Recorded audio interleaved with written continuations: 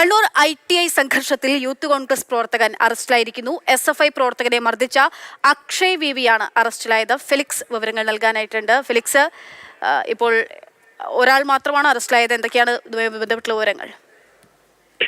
Kannur ITI സംഘർഷത്തിൽ ഇത് രണ്ടാമത്തെ അറസ്റ്റാണ് ഇപ്പോൾ പോലീസ് രേഖപ്പെടുത്തുന്നത്. നേരത്തെ SFI പ്രവർത്തകനായ അമൽ ബാബു അറസ്റ്റിലായിരുന്നു. അതിന് പിന്നാലെയാണ് ഇന്നിപ്പോൾ യൂത്ത് കോൺഗ്രസ് പ്രവർത്തകനായ അക്ഷയ് വിവി അറസ്റ്റിലായിട്ടുള്ളത്. ഈ ദൃശ്യങ്ങളുടെ അടിസ്ഥാനത്തിലാണ് ഇപ്പോൾ അറസ്റ്റ് നടന്നിട്ടുള്ളത്. അതായത് കൊടിമരം പറിച്ച ഈ SFI പ്രവർത്തകനെ ഈ പുറത്തുനിന്നെത്തിയ യൂത്ത് കോൺഗ്രസ് പ്രവർത്തകനായ അക്ഷയ് മർദ്ദിക്കുകയാണ് ഉണ്ടായത്. അതിന്റെ ദൃശ്യങ്ങൾ പോലീസിന് ലഭിച്ചിരുന്നു. ആ ദൃശ്യത്തിന്റെ അടിസ്ഥാനത്തിലുള്ള അറസ്റ്റാണ് ഇപ്പോൾ രേഖപ്പെടുത്തിയിട്ടുള്ളത്. വധശ്രമ കുറ്റമാണ് ചുമത്തിയിട്ടുള്ളത്.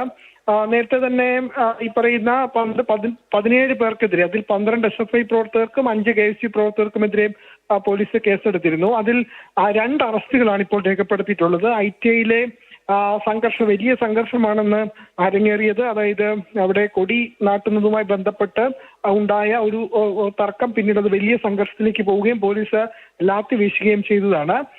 ഇതിലിപ്പോൾ KSU പ്രവർത്തകർക്കെതിരെ അടക്കം വധശ്രമത്തിന് ഈ കേസ് എടുത്തിട്ടുണ്ട്. അതിൽ യൂത്ത് കോൺഗ്രസ് പ്രവർത്തകനാണ് ഇപ്പോൾ അറസ്റ്റിലായിട്ടുള്ളത്. ഇയാൾ ഈ സംഘർഷം നടക്കുന്ന സമയത്ത് ഈ ക്യാമ്പസിന് പുറത്താണ് അക്ഷയ് ഉണ്ടായിരുന്നത്. അവിടെ നിന്നുമാണ് ഈ സംഘർഷ സമയത്ത് ക്യാമ്പസിനുള്ളിലേക്ക് കയറി SFI പ്രവർത്തകനെ മർദ്ദിച്ചത്. ഏതായാലും അതിന്റെ ദൃശ്യങ്ങളുടെ അടിസ്ഥാനത്തിലുള്ള അറസ്റ്റാണ് ഇപ്പോൾ പോലീസ് രേഖപ്പെടുത്തിയിട്ടുള്ളത്.